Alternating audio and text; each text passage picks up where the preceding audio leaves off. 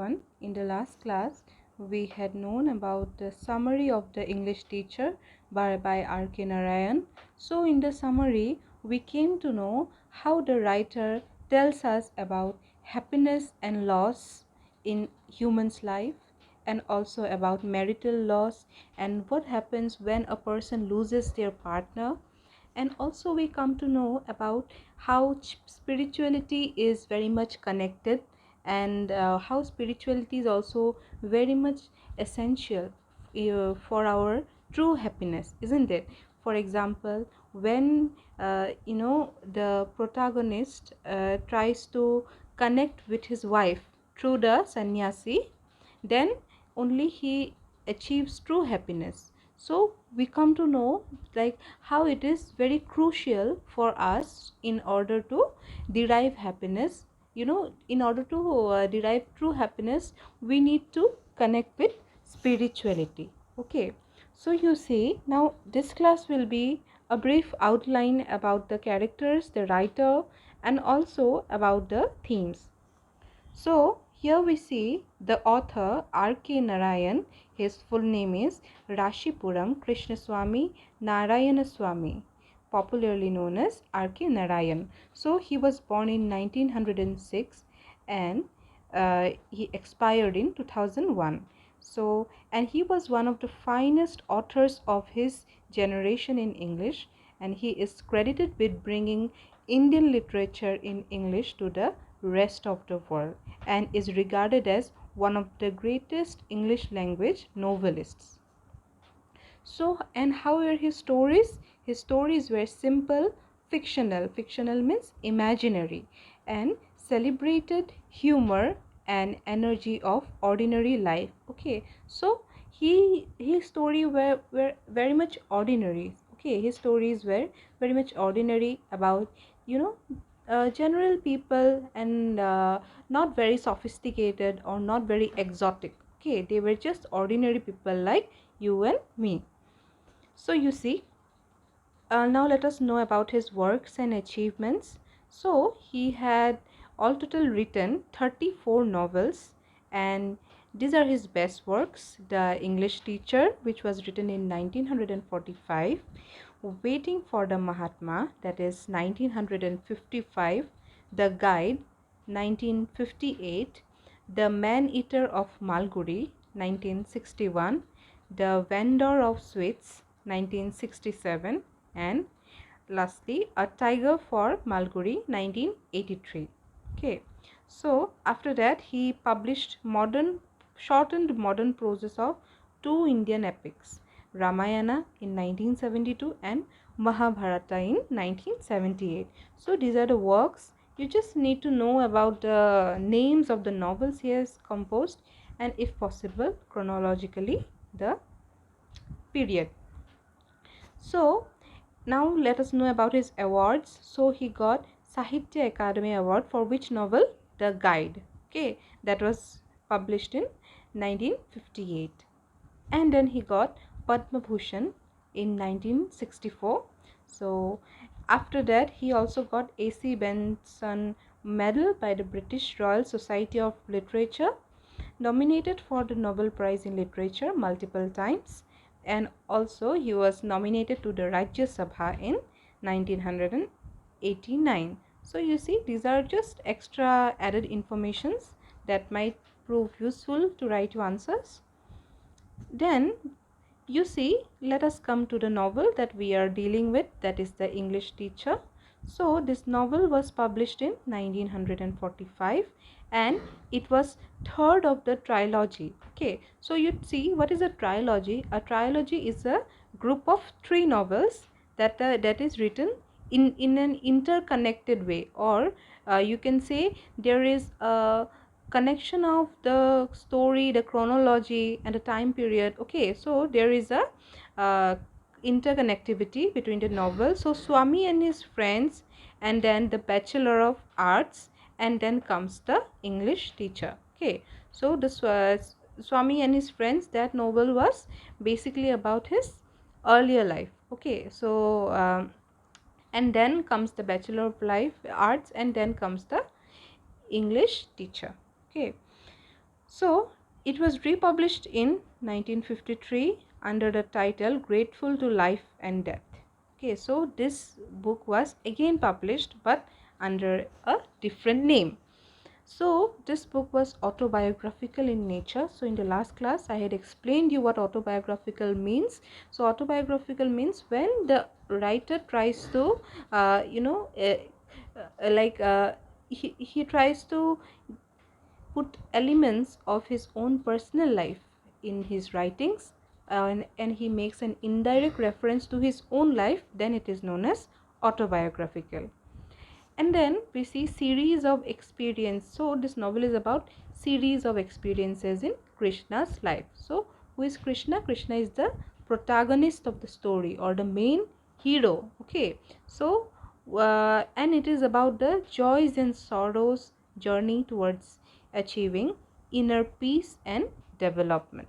Okay, so you see, uh, in this novel what we see is that first of all he tries to cope up with the sorrow of his wife's death, and then how again through her, by channelizing her through a spiritual medium, and by here like talking to her spiritually, how he again finds happiness in his life, isn't it?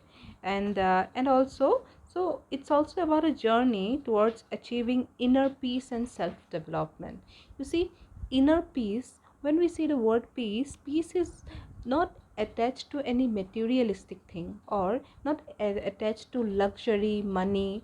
Peace is something that we find that comes from within. Okay, and it comes as a result of things which we love.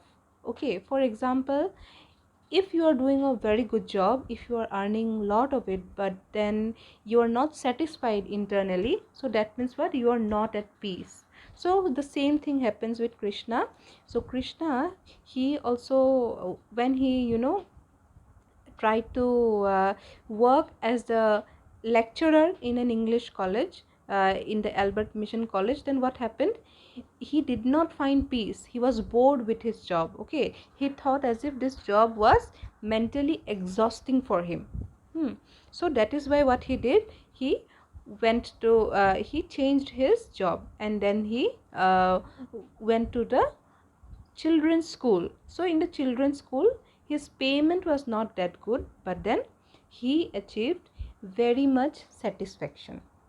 Okay, so you see, this story is about achieving inner peace and self development. This is very, very important. Now let us look at the characters of the story of the novel. So the first character is Krishna, and Krishna is the main lead or the hero. And then comes Sushila, his wife, okay, his love interest. And Sushila is his wife who dies due to typhoid, isn't it? And then Leela is his daughter. Okay, so Leela is his daughter, and after Sushila's death, he very much devotes his energy towards his daughter Leela. Okay, and then comes the headmaster. So who is the headmaster? Headmaster uh, is the head of Leela's school. Okay, so uh, so basically you see, the headmaster is also one of the important characteristics, because he tells Krishna about the about the mantra of life. Okay, he actually introduces Krishna to the aspect that people can be happy with just minimal effort. Okay, and people can be happy just by spending time with children and doing actually what we love. Okay, and then comes the doctor and the Swamiji. So you see, these two people are also very important, because they have created an impact in his life. Okay, they have actually helped him to realize the path of spirituality, and how actually how he should cope up with his grief. Okay, and by how, and Swamiji, he is a very very important character, because Swamiji introduces Krishna to the path of spirituality. Okay, and how he can achieve happiness through spirituality. Then comes the autobiographical elements. Now you see, we will see, like, in what ways are this story, the English teacher is similar to the writer's personal life. Okay, so you see, writer's wife Rajam, she also died of typhoid, which deeply affected him. Now in the story, this is the real life of the writer. Okay, now what happens in the novel also, Krishna's wife also dies from typhoid fever after 5 years of marriage. So at just a very very tender age, his wife also dies. Okay, and then here also you see Narayan was concerned about his daughter Hema, who was only 3 years old. And then again Krishna was also worried about his daughter Leela's upbringing. So in real life, the writer was also very much sad and concerned about his daughter, and in the imaginary story here also Krishna was very much worried about his daughter. And then Narayan was also obsessed with the thought of communicating with her, means with his wife. And then Krishna was also, what he did, he communicates with his deceased wife. Okay, so and then again here Narayan also has a deep knowledge and appreciation of English literature. Again in Krishna also we see that Krishna has got knowledge and appreciation of English literature. Okay, and then you see the Narayan, he had a distaste for teaching uninterested Indian students. Okay, so Narayan, he the writer, he did not want teaching just to be a task for him. Okay, he wanted it to be his passion, you can say. And the people who are very much passionate, they cannot teach uninterested students. Okay, so in this way, similarly Krishna also is very much uninterested for teaching this Indian students. So you see, these are the autobiographical elements that we see in the novel. Okay, and so this whole part is for the novel. Okay, fiction. And fact means what? This is the writer's life. Okay, this is the writer's life. So you can find this comparison very apparent in the internet. So many of the slides are actually also derived from the internet, so it will be easier for you if you refer to such slides. So again we will see the novel as an expression of life under colonial rule. Okay, so you see, this novel was set up in the colonial era. Okay, and you see the title, The English Teacher, is suggestive of the unwelcome British ruler. Okay, so so you see, the British people were also called as the English, isn't it? So you see that the title has also got the English teacher. And by the end of the novel, Krishna realizes that his profession as a English teacher is worthless. Okay, now you see, this is a symbolic aspect. Okay, now for example, we Indians know that we did not benefit from the colonial rule, and colonial rule in India is just worthless, isn't it? And yes, what they are doing, they are forcefully teaching us to be like them. Okay, so Narayan also, through his character, he tries to show that that actually teaching English is something which is not fruitful. Okay, and then here is an excerpt from the novel where it is written, I could no longer stuff Shakespeare and Elizabethan meter and romantic poetry for the 100th time into the young minds. This education had reduced us to a nation of morons. We are strangers to our own culture and camp followers of another culture, feeding on leaves and garbage. So you see, uh, what Narayan says is that we are strangers to our own culture, means we do not know our own culture very nicely, and what we do, we are very much interested in adopting the culture of another people, isn't it? We are very much interested in knowing the foreign language, but uh, we don't even know our own language properly, isn't it? And what are we? We are camp followers of another culture, feeding on leaves and garbage. Okay, so feeding on leaves and garbage, what does it mean? It means that we are just, inserting unwanted information in our head, while we do not know our own roots. And that is why, the writer expresses his discontentment. Okay, then what he says, uh, when he says, I could no longer stuff Shakespeare and Elizabethan meter and romantic poetry for the 100th time into young minds. Okay, this education has reduced us to a nation of morons. So what does he mean? He means that he is also very much bored of his profession. Okay, so you see, Krishna is also very much bored. Okay, so boredom is also one of the important uh, aspects of the novel. Okay, then comes from academic world to the world of to the law of life. Okay, so you see, Krishna, the protagonist's journey in the novel had been from an academician to a person who has the knowledge of life. Okay, so you see, first of all, we see a disinterested or an uninterested teacher teaching English, and they're like teaching students for the 100th time.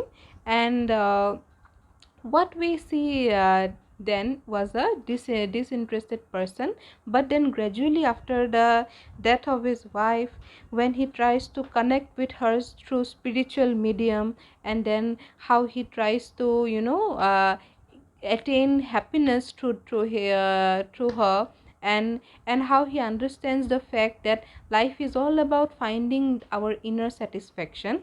That is the transition from the academic world to the law of life.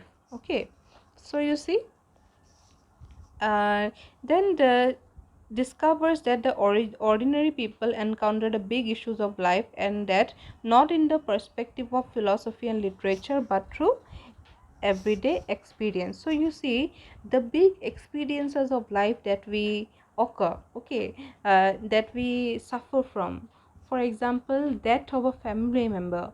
So this kind of experiences, we cannot cope up from this kind of experiences, we cannot overcome from these experiences through this perspective of philosophy and literature, but through everyday experience. Okay, and literature, philosophy and rationalism are of no use to him in coming to terms with his wife's death. So you see, literature, which he was teaching since a long time, was of no use, and it also could not help him to provide contentment or happiness after his wife's death. And then philosophy and rationalism, okay, so these things were proved to be worthless for him. Okay, the law of life cannot be avoided. So he had come to understand one single truth, that the law of life cannot be avoided. We cannot avoid something which is bound to take place. Okay, it comes into the operation with the moment we detach ourselves from our mother's womb. So it comes into operation the moment we detach ourselves from our mother's warmth. Means, you know, by the since the moment from the moment we are born, instantly, the cycle of our life begins. Okay, that's what he means by it. And he says that, by the very from the very next moment, our cycle begins. And we should be very much prepared for our death, and we should welcome it. So that is our ultimate truth of life. Okay, so, and then also this whole novel is about the transition from childhood to from adulthood to childhood. Okay, or childhood to adulthood. So you see, it is a transition means what? A change, a process. Okay, so you see, in the college he is with boys, but they are adults already entangled from the system he needs to escape. So you see, this whole system of maturity or philosophy, okay, or or literature, this whole system of college, he wants to escape from it. Okay, because he had come to understand one thing, that language, literature, like rationalism, literature and philosophy could not save his wife, or did not help him, okay, in coming to terms with his wife's death. So that is why he need to escape from the college. So who shows him the way? The children show him the way. Okay, so it is the school, it is the primary school where he gets his satisfaction. And through whom? Through his daughter Leela. His daughter Leela shows him the way. And so children at the nursery school and also the headmaster were very much important in shaping up the contentment of his life. Okay, and uh, in the last part we come to know that he is a very self-content and happy person at last. Okay, and he finds his inner peace. So that's all about this novel. And yes, there are several other perspectives to understand this novel. And yes, if you have any doubts, then please do let me know. Thank you so much.